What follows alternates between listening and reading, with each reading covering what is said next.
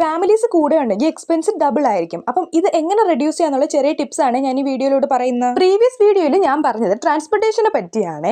ഈ വീഡിയോയിൽ നമ്മൾ ഡിസ്കസ് ചെയ്യാൻ പോകുന്ന കാര്യമാണ് റൂം ആൻഡ് റെന്റ്. ഏകദേശം ഇന്ത്യൻ എമൗണ്ട് 25,000 എങ്കിലും വരും ഖത്തറിലെ ഏറ്റവും കുറഞ്ഞ റൂമിന്റെ റെന്റ്. ഞാൻ താമസിച്ചിരുന്ന റൂമിന് 1800 ആയിരുന്നു. അത് അൺഫർണിഷ്ഡ് ആയിരുന്നു. പിന്നെ ഇതിന്റെ ഒരു പ്ലസ് പോയിന്റ് എന്താണെന്ന് വെച്ചാൽ തൊട്ട് ഫ്രണ്ടിൽ തന്നെ മെട്രോ ലിങ്ക് ബസ് ഉണ്ട്. അതിന്റെ മുമ്പിൽ തന്നെ അൽമീറ ഉണ്ടായിരുന്നു. ഈ മെട്രോ ലിങ്ക് ബസ് ഇറങ്ങി കയറി കുറച്ച് ഫ്രണ്ടിലോട്ട് നടന്നാൽ ഞങ്ങൾക്ക് ലുലുവിന്റെ അടുത്തും പോവായിരുന്നു. അപ്പം ഇത് കൊണ്ടിട്ട് ഞങ്ങൾക്ക് എല്ലാം കൊണ്ടും എളുപ്പമായിരുന്നു. ഗ്രോസറി പർച്ചേസിങ്ങിനാണെങ്കിലും ട്രാൻസ്പോർട്ടേഷൻ ആണെങ്കിലും എല്ലാം കൊണ്ടും ഒരു എളുപ്പമുള്ള റൂമായിരുന്നേ. നിങ്ങൾ ഇതൊക്കെ നോക്കി എടുക്കുമ്പോഴത്തേനും നമുക്ക് കുറച്ച് പൈസ അതിൽ നിന്ന് സേവ് ചെയ്യാൻ പറ്റും. വൈഫൈ ഉള്ള റൂമാണെന്നുണ്ടെങ്കിൽ നമുക്ക് റീചാർജ് ചെയ്യുന്നതും ലാഭിക്കാം. ഞങ്ങൾക്കാണെങ്കിൽ വൈഫൈ ഇല്ലായിരുന്നു. അതുകൊണ്ട് തന്നെ ഞങ്ങൾ അപ്പുറത്തെ റൂമിൽ നിന്ന് ഷെയർ എടുത്തായിരുന്നു കേട്ടോ യൂസ് ആക്കുന്ന. അതാണെങ്കിൽ 100 റുപ്പീസ്. ഇപ്പം മൊത്തത്തിൽ 2000 ആണ് ഞങ്ങൾക്ക് റെന്റ് വന്നത്. ഇങ്ങനെയൊക്കെ ശ്രദ്ധിച്ചാൽ തന്നെ നമുക്ക് വൈഫൈ, ട്രാൻസ്പോർട്ടേഷൻ, ഗ്രോസറി പർച്ചേസ് ഈ കാര്യങ്ങളിൽ നിന്നൊക്കെ കുറച്ച് എമൗണ്ട് ലാഭിക്കാൻ പറ്റും. അതുപോലെ തന്നെ റൂമിലേക്കുള്ള ഫർണിച്ചർ വെറുതെ വാങ്ങി പൈസ കളയാൻ നിൽക്കണ്ട കേട്ടോ. ഈ അറബികൾ മാസം അവർക്ക് ഫർണിച്ചർ പുതിയത് വാങ്ങും. അപ്പൊ പഴയത് ഒഴിവാക്കുമ്പോൾ നമുക്കത് എടുത്തുകൊണ്ട് വന്ന് യൂസ് ആക്കാം. നാണക്കേടൊന്നും വിചാരിക്കണ്ട കേട്ടോ. ഇത് അവിടെ എല്ലാവരും ചെയ്ത കാര്യങ്ങളൊക്കെ തന്നെ. അപ്പം നെക്സ്റ്റ് പാർട്ടുമായിട്ട് വീണ്ടും കാണാം. ബൈ.